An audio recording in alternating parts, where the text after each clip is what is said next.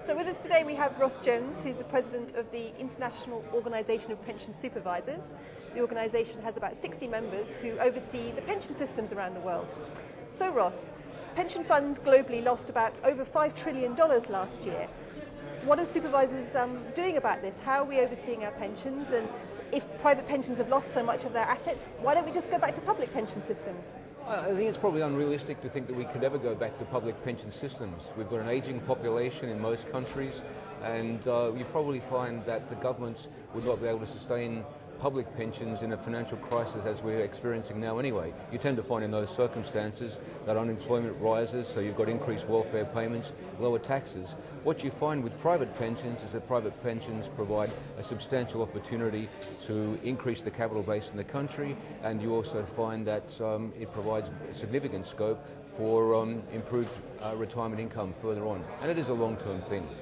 So if there's still a role for private pensions, and they play an important part, what are you, the supervisors, doing? How are you making sure that these are protected and that we're getting the income we need in retirement? I think what we're finding over time is that supervisors are in fact improving their techniques, they're improving their skills, but importantly over the past few years, particularly since the crisis, supervisors have been spending far more time dealing with their funds, looking at the activities of their funds. There's also been a movement away from any sort of pro-cyclicality, so in fact what we're finding is that with regard to DB funds, for example, the supervisors are looking more carefully at those and looking at the restitution plans. We're finding greater flexibility in terms of annuities. We're finding that a lot more supervisors are doing increased stress testing under far more intense scenarios than would have been the case before. So I think what we're finding is that we're getting greater confidence in the level of the supervisory skills.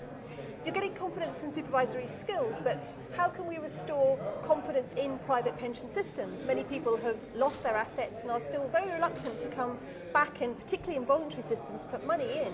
How can you as supervisors help restore confidence in our private pensions? Well, I think the most important thing is to realise that private pensions really are for the longer term, that pensions all are for the longer term arrangements, and so people need to be aware that while this crisis is in fact very severe, if you look at the longer term performance of private pension funds in most countries over a decade or more, that performance is still quite reasonable.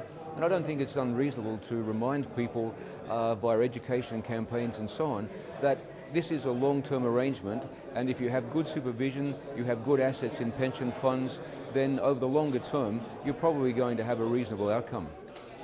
Thank you very much. Pleasure.